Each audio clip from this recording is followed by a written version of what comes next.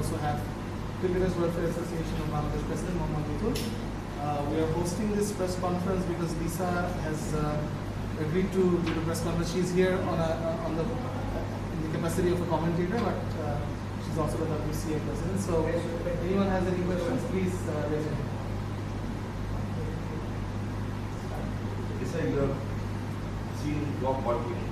How do you see WAP's performance these days? Sorry? I mean, that new body has Yes. WAP. How are they doing? Well, it's been great to actually be here in Bangladesh and to actually catch up with Mithun and a number of the other committee members the other night. We had about an hour conversation at our hotel, and it was wonderful to actually get an understanding of what the new administration have been doing. Obviously, there's been some challenging times for them, and they've probably been faced a fair bit of criticism. But at the end of the day, they're here representing the entirety of the cricketers, professional cricketers in Bangladesh, and I think they've been doing a wonderful job. These are new administrators who are learning about a players' association and what they can do and how they can be the voice for professional cricketers in Bangladesh. I think you know about the previous body of work. Do you think the new work is quite different from the previous one? Yeah. Well, the previous body, I think there was only a couple of people that were involved in that, and it's very hard to look after such a big cohort of players with only 2 administrators.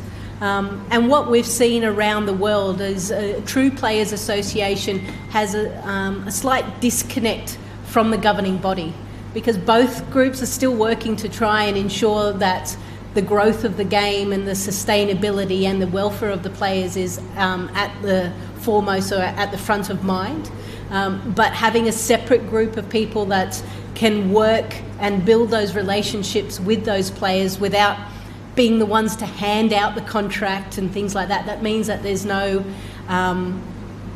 conflict of interest, and trust can be built with the players and obviously the new executives. What about good morning? I saw you were talking with legal guys.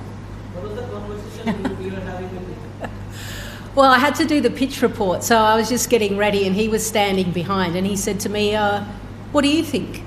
So then I actually gave him my impressions of the pitch and obviously put that in the pitch report. And then I realised, I said, hang on, shouldn't I be asking you? You're the one that plays here very regularly, but supposedly Litandas does that regularly. I think maybe it's a chance for him just to test that the commentators actually know what we're talking about. Lisa, there were some previous issues regarding players getting their payment in BPL. International players also get their payment in BPL also. Did you give some piece of advice during about this thing, that payment issue for international players? Yeah, so what the World Cricketers Association does, and we have it on our website, it's almost a traffic light system of all of the T20 leagues around there. It's to help players, administrators, agents to understand what have been the issues or what have been the successful things from each T20 league. Now, obviously, if you look at BPL, their traffic light, there's not a lot of green, unfortunately. And I think, speaking to Mithun, I said this is an opportunity for them as a new organisation, a new executive, to be able to work with Bangladesh Cricket Board to ensure that overseas players want to come here and play, and that potentially they can get into the amber green lights, and for it to be a tournament that people want to travel and be part of, because you've got some wonderful facilities, you've got some wonderful cricketers. Obviously, that's shown how Bangladesh have been able to perform in recent times. So hopefully, between the 2 organisations, they can work together and ensure that BPL is as strong and prosperous as it can be. Sir, when you see the WAP previous in Bangladesh, they're ex-cricketer, ex-president and secretary, but now the running cricketer which is coming. In previous some dictatorship in WAP. So, but in recent time it will be changed. So, how suggestion about this kind of organization is better to running cricketer or ex-cricketer? I don't barrier the X or XYZ. It doesn't mean that ex-cricketer are not the perfect. But what's your suggestion? Yeah, what I can tell you is the number of players' associations that are part of the World Cricketers Association, so ACA, so the Australian Cricketers Association, PCA, SA, SACA as well. What tends to be is there has to be current players involved in the executive, because they tend to be the touch point for people within that players association to understand what the national players or even domestic players are going through. And then I think a good mix of business people, people that have been successful in the commercial world, the corporate world, finance, lawyers. You need to bring all kind of skill sets together. But at the end of the day, the Players Association is the voice of the entire playing group. So you need current players, past players to be part of that. Last. I have a few questions. One is regarding players' payment. Do you think that Bangladeshi players, I'm talking about Bangladesh players, do you think that a new contract paper, I mean, whenever there is a contract paper, there's a lot of things said about this contract paper does not validate his claim and all those things.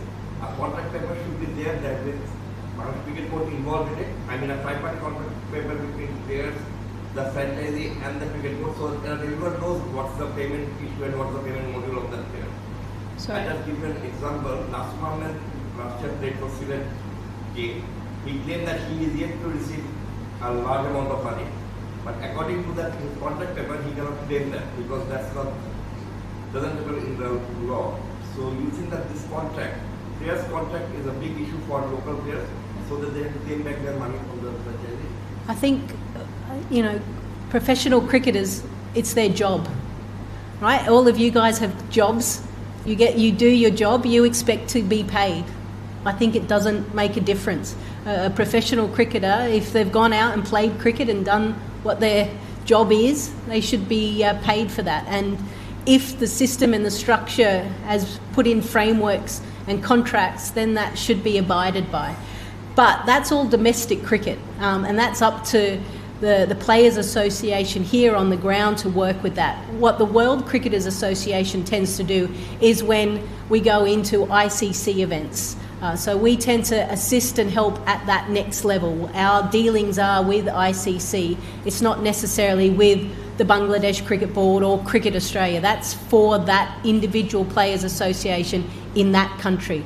However, Mithun will be coming to London. We have a board meeting. It will be exciting for him to be part of it, and no doubt he'll learn a lot more about Players Associations and what programs we run across the world. Two more questions. Second. Chapter. These are often a question is like if a cricket association and cricket board are rival organization. Very often this question arises. So what's the view in this regard? Like if the cricket association and cricket board are these two rival association, or they are like they are going well? Yeah, well, you look around professional sport around the world, football, basketball, American football, they all have a players' association. It's all about the players being a genuine partner within the game and helping to shape the game. I think at the end of the day, everyone wants the same thing. Everyone wants cricket to prosper in their country, in their state, in their county, and they want cricket to be a global game. And that requires everyone coming together, not just everyone working in little silos. It's all for individual players' associations. It's up to that country and those players if they want it. We understand at WCA that there's going to be cultural differences. And we've found that education in what actually a player association is really important. And I think we've got some information for you guys just to learn and understand what we do.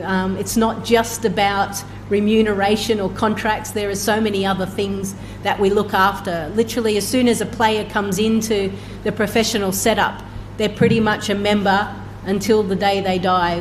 That's the great thing about a cricket community. And there's Mithun's given me a number of examples of how they've assisted and helped players and players' families as well in times of need. And there's going to be constant assistance required to ensure that the health, safety and the mindset of a player is ready to go so that they can perform on the field. And a Players Association does a lot of work to enabling that. Are you aware what happened with Test cricketer 9 son? Test. Naeem Hassan, the Test cricketer who got assaulted by the police. Yep. It's something that I'm not really across, so I'm not into Bangladesh news to understand, but I believe Mithun's been in constant communication and they're providing support for him.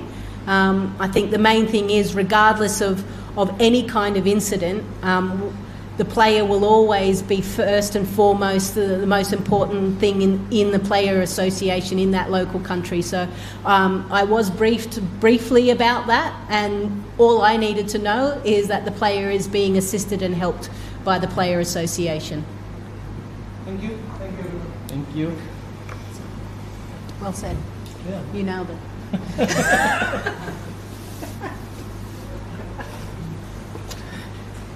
you so much. No worries.